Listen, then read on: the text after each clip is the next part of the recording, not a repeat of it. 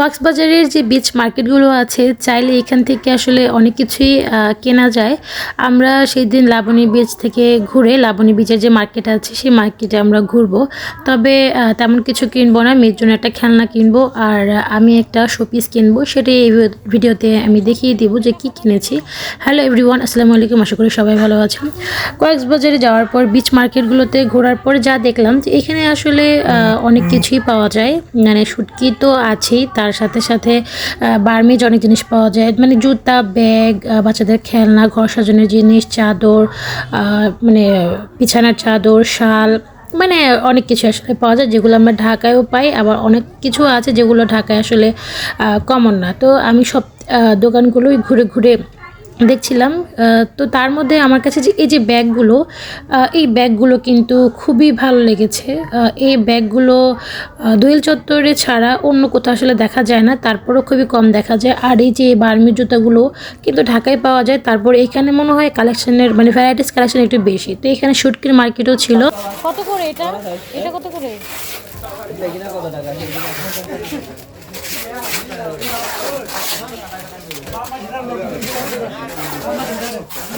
আর এগুলো হচ্ছে লোটটা শুটকি না? লোটটা শুটকি।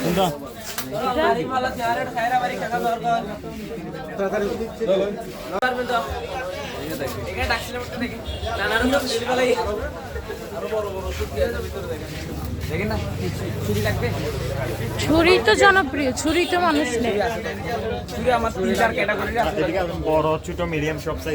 দেখি আমি ঘুরে ঘুরে শুটকি দেখলাম আর শুটকি চিনলামও। তো এখন কিনবো না, যেদিন আমরা যাব ওই দিনই আমরা যাওয়ার কয়েক ঘন্টা আগে কিনে রেখে দিব। তো এখন চলে আসলাম যে একটা মানে সমুদ্রের যে যে ঝিনুক, শামুক এগুলো কেনার জন্য। আমার খুব ইচ্ছে ছিল যে আমি কক্সবাজারে গেলে এগুলো কিনবো। আর এগুলোর মধ্যে যে লেখা থাকে, মানে আমি কবে গিয়েছিলাম কক্সবাজারে ওই ডেটটা, ওই তারিখটা লেখা থাকবে, এরকমই আমি একটা চাচ্ছিলাম। তো কয়েকটা দোকান ছিল, ওইখানে ঘুরে ঘুরে আমি দেখছি যে কোনটা ভালো লেগেছে। তো এইগুলো আমার কাছে খুবই ভালো লেগেছে, তবে দাম অনেক চাচ্ছে, অনেক দামাদামি করেছি বাট আসলে দেয়নি। তো অন্য একটা দোকান থেকে আমি একটা শোপিস কিনেছিলাম, ওটার মধ্যে আমি লিখেছিলাম যে কত তারিখে আমি কক্সবাজারে গিয়েছিলাম। আর এখানে সামুদ্রিক যে পাথরগুলো হয়, স্টোন বা যেগুলো হয় সেগুলো দিয়ে অনেক রিং পাওয়া যাচ্ছিল, তো সেটাও দেখলাম। তো এই যে আমি এই দোকান থেকে এটা কাস্টমাইজ করে একটা মানে শামুক কিনবো।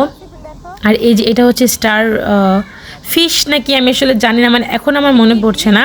তখন ওই ভাইয়াটা বলছিল যে এটা আসলে কি, বা যাই হোক, এটা হচ্ছে হয়তো সামুদ্রিক কোনো মাছ বা কোনো প্রাণী হবে। তো এটা কি আর্টিফিশিয়াল না রিয়েল সেটা আমি আসলে জানি না, তবে ওনারা এভাবে প্যাকেট করে অনেক দামে বিক্রি করছিল, হয়তো এটা বলছে রিয়েল। তো যাই হোক, এই যে এটা আমি কিনেছি, এখন এটাতে আমি লেখার জন্য ওনার কাছে দিয়ে পরে আমি আবার অন্য জায়গায় মানে ঘুরবো, অন্য দোকানগুলো দেখবো, মেয়ের জন্য একটা খেলনাও কিনবো। আর মেয়ের জন্য তেমন কিছু না, জাস্ট একটা ভেকু গাড়ি কিনেছি, কারণ এখানে খেলনার দাম মোটামুটি মানে কম দামও ছিল আবার দামও ছিল। মানে যেগুলো কম দাম সেগুলো তো কম দাম, আর যেগুলো একটু বড় খেলনা বা সুন্দর খেলনাগুলো তো দাম বেশি। তো যেহেতু মেয়েকে খেলনা তো প্রায় কিনে দেওয়া হয়, এখান থেকে কেনার আসলে কোনো মানে নেই, তারপরও ও চাচ্ছিল কিনতে, আমি একটা ওকে ভেকু কিনে দিয়েছিলাম। কত? 150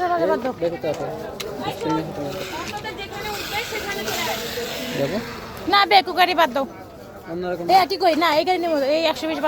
এরপর আমরা কাসুন্দি রেস্তোরাঁয় চলে আসলাম, আর এখানে আমরা কি খেয়েছি সেটা শেয়ার করবো নেক্সট ভিডিওতে। অবশ্যই আপনাদের দেখার আমন্ত্রণ রইল। আজ এই পর্যন্ত, সবাই ভালো থাকবেন, আল্লাহ হাফেজ।